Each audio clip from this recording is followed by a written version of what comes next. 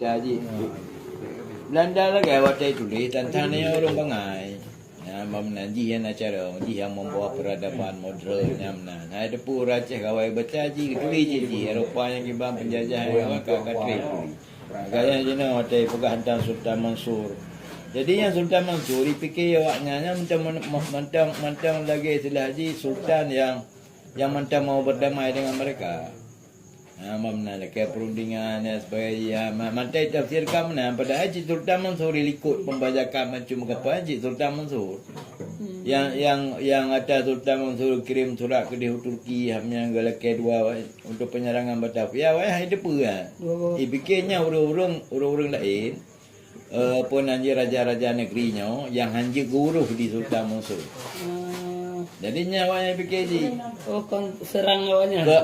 Kan Sultan Mansur yang Melayu je ke dalangnya. Oh, dalang. Mamanya dah pun menyengan surat Turki pun kan goknya dalang memang goknya kemumprang. Cap Sultan Mansur.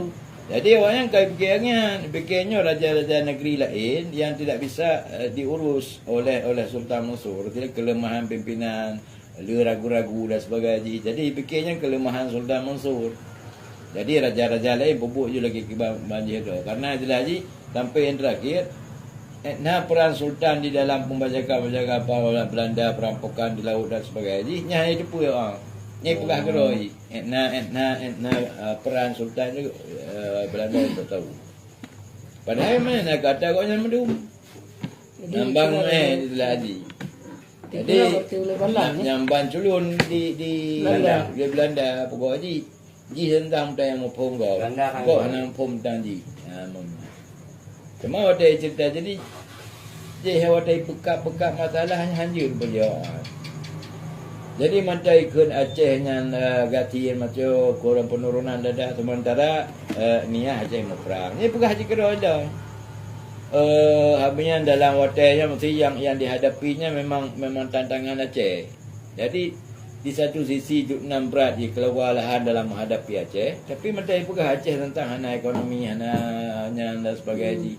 Kiban dah melawan ni yang mana kiban dah buka pasukan untuk menghadang waknya. Sementara itu yang hana apa yang hana modal, hana aturan pemerintah tengah. Yang ke hana je, hana berimbang, analisa aja hana berimbang. Jadi siapa hai perlu, dari kota hai perlu, tapi ya tata lain yang merupai awaknya kerja tantangan rayu. Sampai awaknya harus mau perangan, mesti kait dah.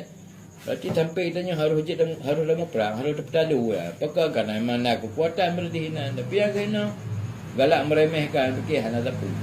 Ya perang ni. Bila waktu urang-urang makan gerai tu, kak cakap waktu urang-urang jak yang